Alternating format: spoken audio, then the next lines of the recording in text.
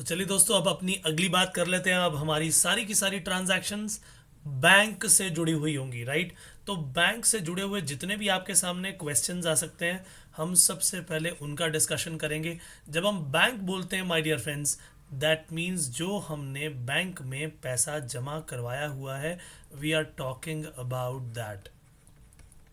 तो जब आप अपना पैसा बैंक में जमा करवा देते हो तो अल्टीमेटली आपको बैंक से पैसा लेना है इसीलिए वो हमारे लिए एसेट बन गया। ये पैसा बैंक से लेना तो एसेट है, इसीलिए इसको एसेट के रूप में हम देखते हुए इन सारी की सारी जर्नल एंट्रीज का काम करेंगे। जैसे कि लिखा है open a bank account with ₹1 lakh. तो ज़रा बताइए, बैंक में जब आप जाएंगे अकाउंट खोलेंगे तो सबसे पहले पैसा जमा कराना पड़ेगा। वो है क्या? बैंक में आपने पैसा जमा करवाया, आपके हाथ से कैश चला गया, लेकिन आपका एक बैंक अकाउंट ओपन हो गया जिसमें आपका पैसा जमा हो गया। तो ये क्या है जी? Bank account debit. बैंक नाम का एसेट तो बढ़ गया, लेकिन जो आपके हाथ में कैश था वो कैश नाम का एसेट रिड्यूस हो गया। करेक्ट। तो इसका मतलब बैंक में जब 1 लाख रुपए आपने जमा करवाया तो बैंक नाम का एसेट हमारा 1 लाख से बढ़ गया, और कैश हमारे हाथ में जो था, कैश नाम का एसेट, वो यहां पर रिड्यूस हो गया। चलिए, ये तो था बैंक अकाउंट ओपन करने का काम। लेकिन जब बैंक अकाउंट ओपन हो गया तो उसके बाद हमें बैंक में कैश डिपॉजिट भी तो करवाना पड़ेगा। अगर हमने बैंक में और कैश डिपॉजिट करवाया तब भी सेम बात है। तब भी इस केस में हमारे पास बैंक में तो पैसा जमा होना ही है, और जो पैसा जमा हो गया हम बोलेंगे कि पैसा हमने बैंक से लेना है तो एसेट है। तो बैंक में मान लीजिए हमने 50,000 रुपये और डिपॉजिट कर दिए, तो हमारे हाथ से, हमारी जेब से 50,000 का ये कैश चला गया। कैश नाम का एसेट यहां पर रिड्यूस हो गया और बैंक नाम का एसेट बढ़ गया, राइट। अब जरूरी तो नहीं बस कैश जमा करवाते जाओगे, कैश निकालोगे भी। तो cash withdrawn from bank for business use, हमने बिजनेस के इस्तेमाल के लिए जब वहां से कैश निकाला तो कैश विड्रॉ करने पर हमारा अब बैंक में पैसा घट गया, लेकिन हाथ में पैसा आ गया। और ये ध्यान रखिए, शब्द क्या लिखे हैं? बिजनेस के यूज के लिए निकाला है। तो बिजनेस का ही कैश था, बिजनेस के लिए निकाल लिया, यानी बिजनेस में कैश आ गया। और कैश नाम का एसेट बिजनेस में बढ़ गया, लेकिन बैंक अकाउंट में से तो वो पैसा निकल गया, हमारे अकाउंट में पैसा रिड्यूस हो गया। तो जो पैसा हमने बैंक से लेना था, हमने एसेट के रूप में दिखाया हुआ था, वो एसेट अब घट गया। करेक्ट। तो ये जब कैश विड्रॉ कर लिया हमने 30,000 रुपये, तो हाथ में कैश आ गया और बैंक अकाउंट में से वो 30,000 रुपये रिड्यूस हो गए, इसीलिए हमने बैंक अकाउंट को क्रेडिट कर दिया। तो बैंक में जब पैसा जमा कराया, एसेट बढ़ गया तो बैंक अकाउंट को डेबिट कर दिया। बैंक से जब पैसा निकाल लिया तो वो पैसा घट गया और हमने उसे यहाँ पर क्रेडिट कर दिया, राइट। सो लीजिए, इसका भी काम हो गया समाप्त। अब आगे क्या लिखा है जी? लिखा है कैश विड्रॉन फ्रॉम बैंक। फिर से कैश विड्रॉ किया टू पे सैलरीज टू एम्प्लॉइज। बड़े ध्यान से समझने की जरूरत है कि अभी हमने सैलरी पे नहीं की, बस ये बताया जी क्योंकि सैलरी पे करनी है, उसी काम के लिए बिजनेस ने अपने बैंक अकाउंट में से पैसा निकाल लिया। तो अभी तो पैसा बिजनेस में आया ही है ना, पे तो नहीं किया सैलरी के लिए, तो केवल और केवल बैंक से पैसा निकालने की एंट्री होगी।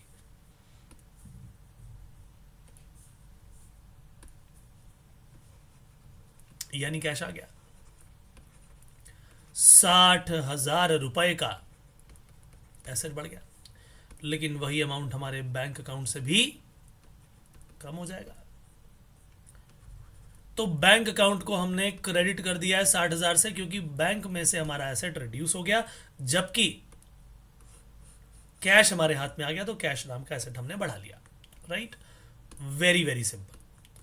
अब लिखा है कैश विड्रॉन फ्रॉम बैंक, लेकिन लिख दिया है for personal use. This is very very important my dear friends. जब भी पर्सनल यूज की बात आएगी, इसका मतलब वो ड्राइंग्स है, और ड्राइंग्स करती क्या है? कैपिटल को रिड्यूस कर देती है, और ड्राइंग्स यानी डेबिट करेंगे उसे हम, कैपिटल रिड्यूस होने पर डेबिट होती है। तो ये पैसा बैंक में नहीं आया, बैंक से निकल के हमारे बिजनेस में नहीं आया, बैंक से निकल गया, बैंक से विड्रॉ कर लिया हमने, कैश निकाल लिया बैंक में से 10,000, मगर वो बिजनेस में आया ही नहीं, वो तो बिजनेस का मालिक घर लेके चला गया। तो हम क्या बोलेंगे, देखो भाई देखो, बैंक तो हमारा रिड्यूस हो ही गया, किसी भी हाल में बैंक में से तो पैसा निकल गया ना। बोलिए यस और नो। 10,000 रुपया बैंक से निकल गया, बैंक नाम का एसेट रिड्यूस भी हो गया, लेकिन वो पैसा बिजनेस में तो आया ही नहीं, वो पर्सनल यूज के लिए बिजनेसमैन ने पैसा निकाल लिया, वो लेकर चला गया। और जब भी वो पर्सनल यूज के लिए निकालेगा तो उसकी कैपिटल को हम रिड्यूस कर देंगे, और कैपिटल रिड्यूस होने पर डेबिट होती है। इसके लिए हम अकाउंट कौन सा खोल रहे हैं, ड्राइंग्स अकाउंट खोल रहे हैं। इसके कारण कैपिटल रिड्यूस हो रही है, इसीलिए हमने इसे यहाँ पर डेबिट कर दिया है। Very very very important. तो हमने यहाँ पर देखा जी पर्सनल यूज के लिए निकाला, इसीलिए इसे ड्राइंग्स लिख दिया गया।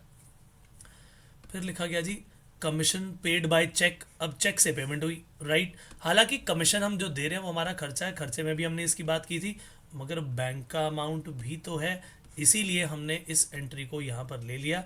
तो कमीशन क्योंकि हमारा एक्सपेंस है, इसीलिए कमीशन को हम यहाँ पर डेबिट कर देंगे, लेकिन पेमेंट क्योंकि बैंक से जा रही है तो एसेट रिड्यूस हो गया, इसीलिए टू बैंक अकाउंट, इसीलिए टू बैंक अकाउंट हमारे सामने यहाँ पर आ जाएगा। और ये पैसा कितना था जी, ये था 5,000 रुपये, तो ये लीजिए, ये लिख दिया हमने यहाँ पर 5,000 रुपये, करेक्ट। अब चलते हैं जी अगले काम पर। अब क्वेश्चन में क्या लिखा है, क्वेश्चन में लिखा है check received for rent but not deposited in the bank on the same day. अब रेंटल इनकम हमारी जरूर आई, लेकिन हमने इसे बैंक में अभी जमा नहीं करवाया। सो लिखा गया है check received but not deposited into the bank.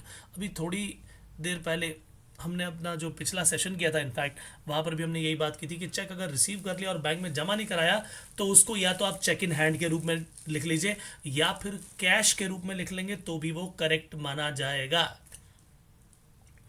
Right. तो हमने क्या किया है, हमने यहाँ पर रेंट का चेक रिसीव किया, तो उसके लिए आप क्या एंट्री कर सकते हो, कैश अकाउंट डेबिट मान सकते हो उसे, अदरवाइज उसे आप चेक इन हैंड लिखोगे।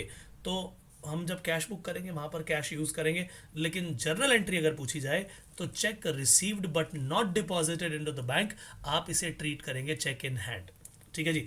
तो चेक रिसीव्ड की बात आ गई। Check received for rent, rental income हमारी रिसीव हुई है 7,000 रुपये की, तो जब भी इनकम आती है तो इनकम तो क्रेडिट होती है। तो ये लीजिए, हमने रेंट रिसीव्ड अकाउंट को 7,000 रुपये को क्रेडिट तो कर दिया। क्यों क्रेडिट कर दिया, क्योंकि हमारी इनकम बढ़ रही है, ये बात पक्की है। हमने रेंट रिसीव्ड को क्रेडिट कर दिया, 7,000 रुपये क्रेडिट हो गए, लेकिन क्या ये पैसा हमारे पास कैश आया, नहीं जी। चेक आया, यस, लेकिन क्या चेक को बैंक में जमा करवाया, नो। अगर नहीं करवाया तो उसे चेक इन हैंड ट्रीट कर लिया जाएगा। सो माय डियर फ्रेंड्स, हम इसे लिखने वाले हैं चेक इन हैंड,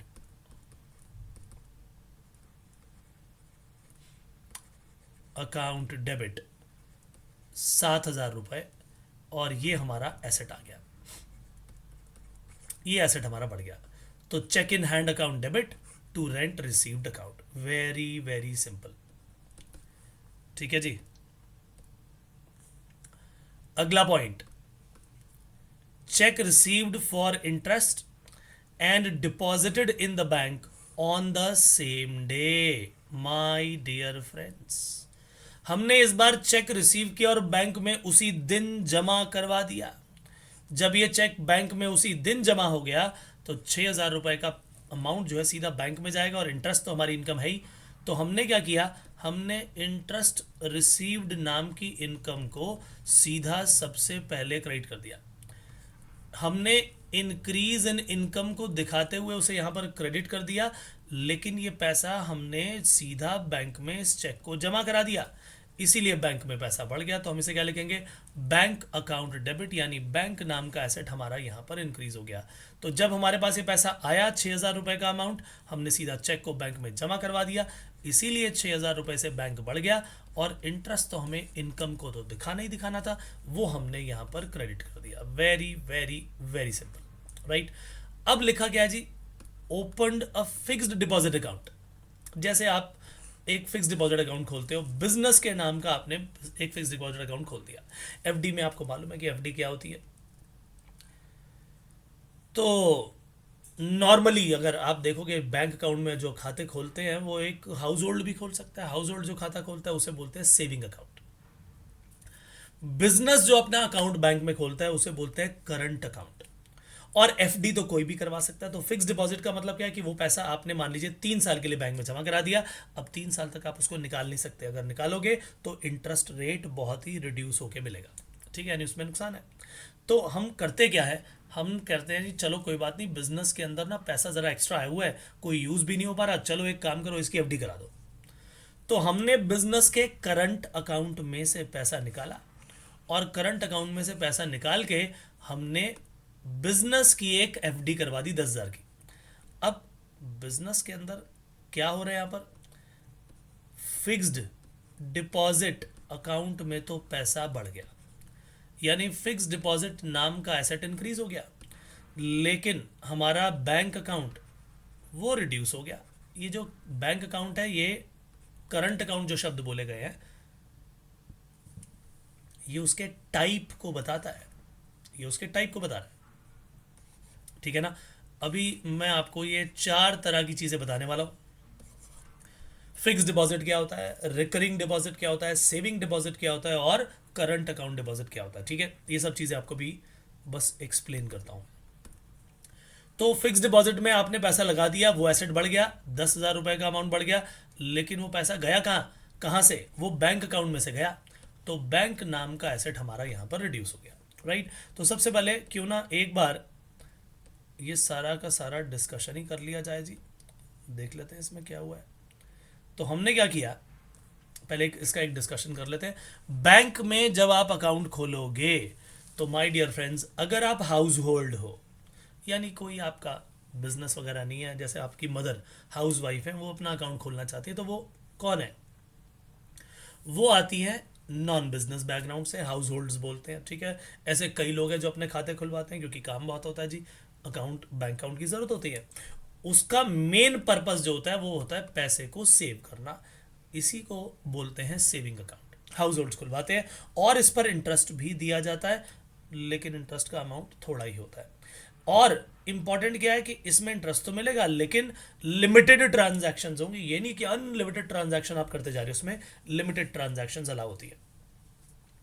लेकिन बिजनेस की अगर मैं बात करूं तो बिजनेस के अंदर तो भैया रोज कई हजार ट्रांजैक्शन हो सकती है, कई 100 ट्रांजैक्शन हो सकती है। तो उसमें अगर ऐसी लिमिट लग गई तो बिजनेस तो हो ही नहीं पाएगा। इसीलिए जो बिजनेसमैन होते हैं, बिजनेस के लिए जो अकाउंट खोले जाते हैं, माय डियर फ्रेंड्स, उनके लिए जिस अकाउंट को ओपन किया जाता है उसका नेचर होता है करंट अकाउंट।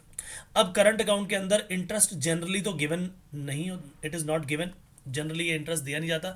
मगर कुछ बैंक ऐसे हैं जो ये काम भी करते हैं, वो इंटरेस्ट भी दे देते हैं।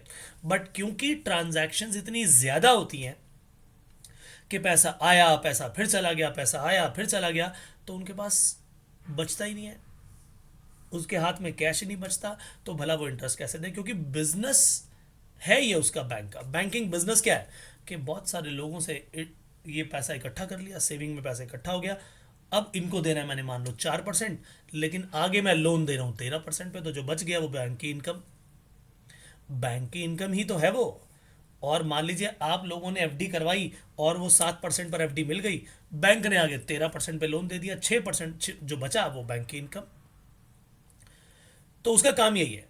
लेकिन ये जो करंट अकाउंट का पैसा है ये तो जनरली आया गया आया गया, इसीलिए बैंक इस पैसे पर इंटरेस्ट नहीं कमा पाता, और अगर वो इस पर इंटरेस्ट कमा नहीं पाता तो आगे देता भी नहीं है, इसीलिए जनरली इस पर इंटरेस्ट नहीं देता। लेकिन असली मकसद क्या है कि यहाँ पर ट्रांजैक्शंस अनलिमिटेड होती हैं, जितना मर्जी आप करो। और उसके अलावा एक होती है जी ओवरड्राफ्ट फैसिलिटी। मैंने ओवरड्राफ्ट फैसिलिटी के बारे में भी आपको बताया था कि आपके अकाउंट में वैसे मान लीजिए आपने 1 लाख रुपया जमा किया तो आप 1 लाख रुपया ही निकाल पाओगे, लेकिन अगर आपने बैंक से एक सर्विस ले ली, एक फैसिलिटी ले ली, ओवरड्राफ्ट फैसिलिटी, तो एक तरह से वो लोन की फैसिलिटी होगी। 1 लाख के आपकी मान लो बैंक के अंदर अमाउंट जो है वो बढ़ा हुआ है और आपने चेक काट दिया 3 लाख का, 2 लाख रुपए की कमी है, 1 लाख रुपए आपके बैंक अकाउंट में से निकालने के बाद जो 2 लाख रुपए की कमी है वो बैंक अपनी जेब से दे देगा। आपका चेक वो बाउंस नहीं होने देगा, डिसऑनर नहीं होने देगा। ऑनर का मतलब पेमेंट हो जाना, डिसऑनर का मतलब पेमेंट ना होना। बैंक कहेगा ठीक है जी, आपने इस फैसिलिटी के लिए अप्लाई किया हुआ है तो हम आपको ओवरड्राफ्ट फैसिलिटी देंगे, और ऐसी सिचुएशन में अगर चेक का अमाउंट आपने ज़्यादा इशू कर भी दिया और आपके अकाउंट में पैसा कम है तो वो हम अपनी जेब से देंगे, और जितने टाइम के लिए वो पैसा हमने आपको दिया हुआ है उस पर हम आपसे इंटरेस्ट चार्ज कर लेंगे। ये सारे बेनिफिट किस में मिलते हैं? करंट अकाउंट मिलते हैं। एफडी कोई भी करवा सकता है, ये लॉन्ग टर्म के लिए आपने पैसा जमा करा दिया, सिंगल शॉट इन्वेस्टमेंट होती है, एक ही बार में आपने सारा वो पैसा जमा करवा दिया और इस पर हायर रिटर्न मिलता है देन सेविंग। जैसे सेविंग पर 4% मिलेगा तो इसमें आपको 7% मिल जाएगा। ज़्यादा क्यों मिल रहा है? क्योंकि आप इसे एक पर्टिकुलर टाइम पीरियड तक निकाल नहीं सकते, और इसका मतलब वो पैसा बैंक के पास अवेलेबल हो गया to give away as a loan. Higher rate पे इंटरेस्ट का जो वो लोन देंगे उस पर कमाई करेंगे और आपको भी बचा हुआ दे देंगे कुछ। उसके अलावा एक और चीज होती है जी फिक्स डिपॉजिट के अलावा, जिसे बोलते हैं रिकरिंग डिपॉजिट यानी आरडी। इसमें इन्वेस्टमेंट जो है मंथली की जाती है, हर महीने आपने इसमें पैसे जमा करा दिया। एफडी में सिंगल शॉट इन्वेस्टमेंट है, लेकिन रिकरिंग में क्या होता है, आप हर महीने की एक अमाउंट बना लेते हो जी, मैं हर महीने 3,000 जमा कराऊंगा, this is called recurring deposit, और इसमें सेविंग से ज्यादा इंटरेस्ट मिलता है। ठीक है, लेकिन इसमें हो सकता है एफडी से पैसा कम मिले, इंटरेस्ट कम मिले, राइट। तो ये सारी की सारी कहानी थी। और एक चीज इस बीच में आपको और बता देता हूं कि मान लीजिए कि एक व्यक्ति ने 2 जगह अकाउंट खोले हुए हैं, उस बिजनेस ने 2 जगह अकाउंट खोले हुए हैं। कोई भी एक व्यक्ति भाई 2 जगह अकाउंट खोल सकता है, बिल्कुल आसान चीज है ये। तो अकाउंट नंबर 1 जो है, मान लो वो पंजाब नेशनल बैंक में है जी, और अकाउंट नंबर 2 बंदे ने खोला हुआ है आईसीआईसीआई में। जो पीएनबी का अमाउंट है उसने पीएनबी में से एक अमाउंट निकाल के आईसीआईसीआई में जमा करवा दिया। तो जो पैसा था, वो जो मनी था पीएनबी में तो रिड्यूस हो गया, लेकिन money in ICICI bank will increase. तो पैसा जब पीएनबी के बैंक अकाउंट में है, भाई बैंक अकाउंट तो खोला ही हुआ है ना, ये भी एक बैंक अकाउंट ही है, और आईसीआईसीआई में भी बैंक अकाउंट ही है तो बिजनेस के दोनों अकाउंट, और एक अकाउंट में से निकाल के बिजनेस के लिए तो एसेट है, ये भी एसेट है। अगर पीएनबी में से पैसा निकाल लिया तो एसेट घट गया, तो पीएनबी का करंट अकाउंट जो है एसेट रिड्यूस हो जाने के कारण उसे क्रेडिट कर दिया जाएगा, और आईसीआईसीआई में पैसा चला गया तो आईसीआईसीआई के करंट अकाउंट में पैसा बढ़ जाएगा, एसेट बढ़ने पर डेबिट होता है। तो इसकी जो जर्नल एंट्री बनेगी वो क्या बनेगी? ICICI current account debit to PNB current account. ठीक है, तो इस तरीके से आप बैंक के द्वारा एक बैंक से निकाल के पैसा जब दूसरे में डालते हो तो सारी की सारी एंट्री कर सकते हो। माय डियर फ्रेंड्स, बैंक से जुड़ी हुई सारी की सारी एंट्रीज यहीं पर हो गई समाप्त। अब हम चलते हैं गुड्स की ओर। Goods are the items in which business deals. हमने अगर गुड्स की परचेज की या कुछ परचेज रिटर्न हुई, सेल कर दी या सेल रिटर्न हुई, ये तो हम सारा सीख ही चुके हैं। तो फिर अब गुड्स का और क्या होगा जी? ये तो सर 4 चीजें आपने बताई थी, परचेज, परचेज रिटर्न, सेल्स और सेल्स रिटर्न, ये चारों बातें तो आप करा चुके हो। तो अब भी क्या गुड्स का कुछ बाकी है? बिल्कुल बाकी है, बिल्कुल बाकी है। माय डियर फ्रेंड्स, अगर यही गुड्स बिजनेस का मालिक ड्राइंग्स के रूप में निकाल ले तो इसकी एंट्री क्या होगी? अगर यही गुड्स मान लीजिए चोरी हो जाती हैं बिजनेस में से तो क्या होगा?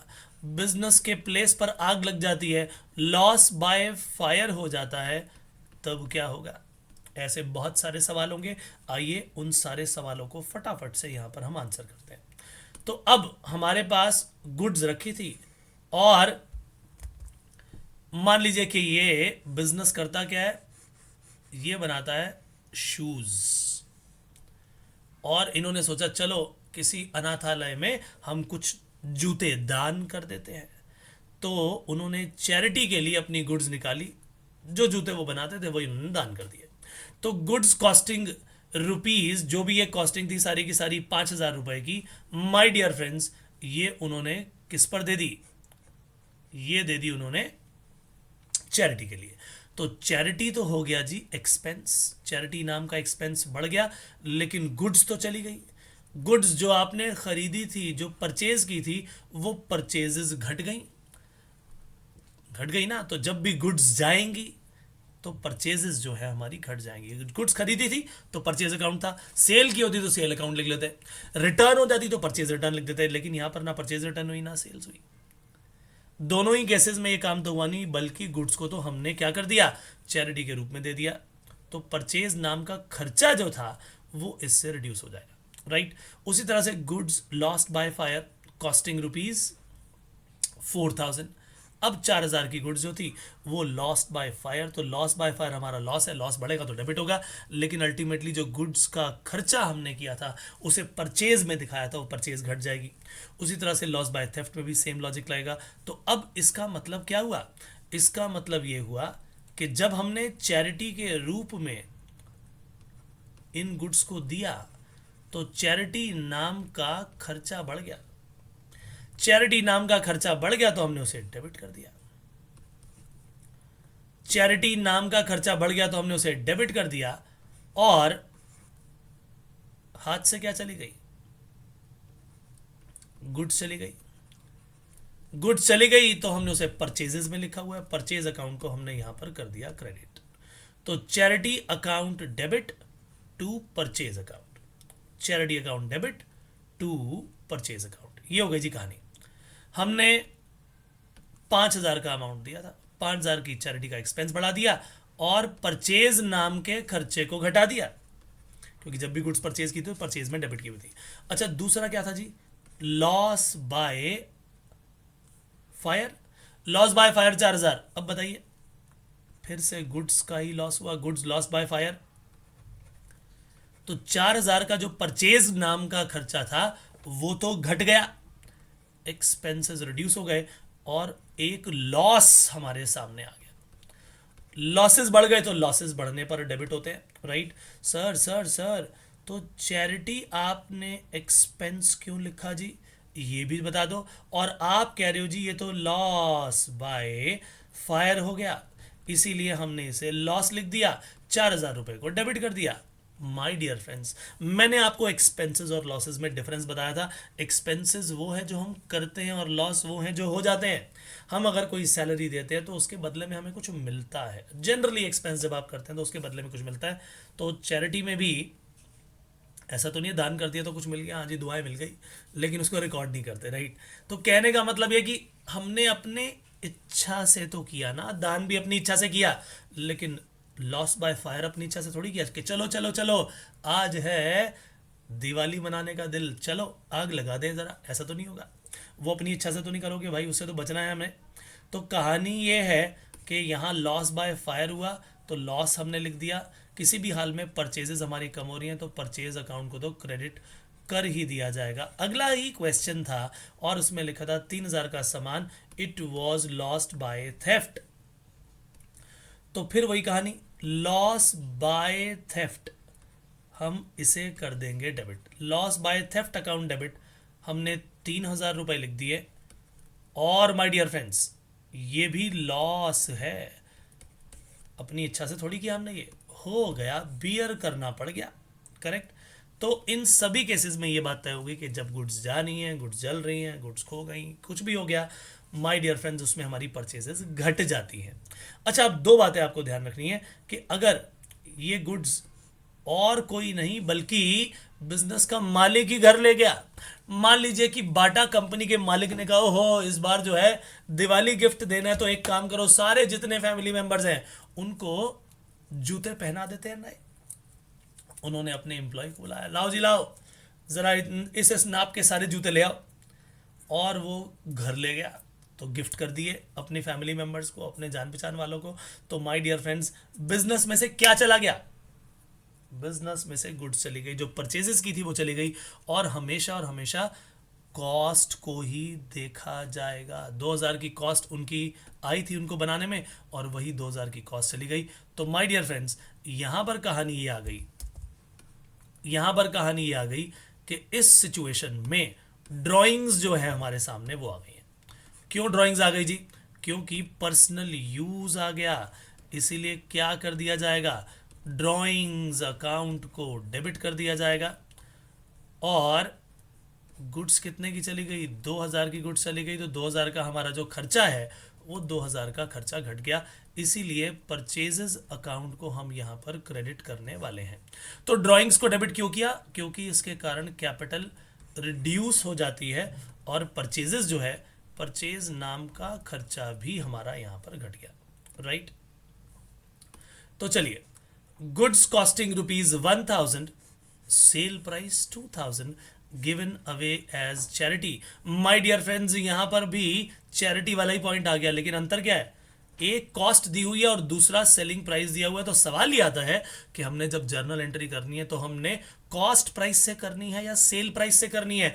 माय डियर फ्रेंड्स, इसे किया जाएगा कॉस्ट प्राइस से, क्योंकि जितनी कॉस्ट बिजनेस को आई है उतनी ही गई है, सेलिंग प्राइस नहीं गया।